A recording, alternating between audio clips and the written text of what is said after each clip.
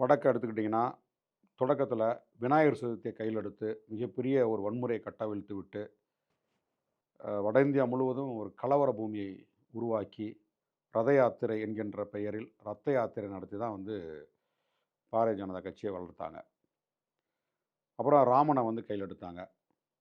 பாபர் மசூதிய இடிச்சாங்க. கல்கத்தால காளிய கையில எடுத்தாங்க. ஒரிசால பூரி ஜெகநாதர்.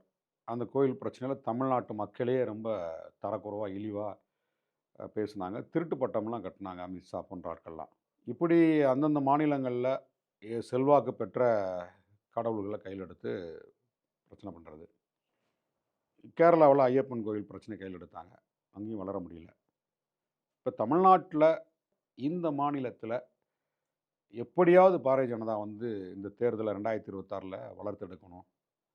அதுக்கு கொள்கை, கோட்பாடு, மக்கள் பிரச்சனைகள சொல்லி, தமிழ்நாடு மக்களுக்கு எந்த பிரச்சனை இருக்கு, அத எப்படி சொல்லி தேர்தல் களத்தில அணுகலாம் அப்படின்றதெல்லாம் அவங்களுக்கு நோக்கம் கிடையாது.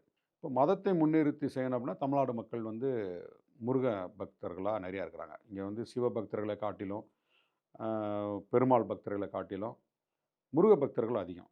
அப்ப தமிழ் கடவுள் முருகன கையில எடுத்தா, இது ஈஸியா சாதிக்கலாம்னு நெனச்சு தான், அவங்க இந்த வேலைய கையில எடுக்குறாங்க. முருகன ஒரு கடவுளா முன்னிறுத்துறாங்க.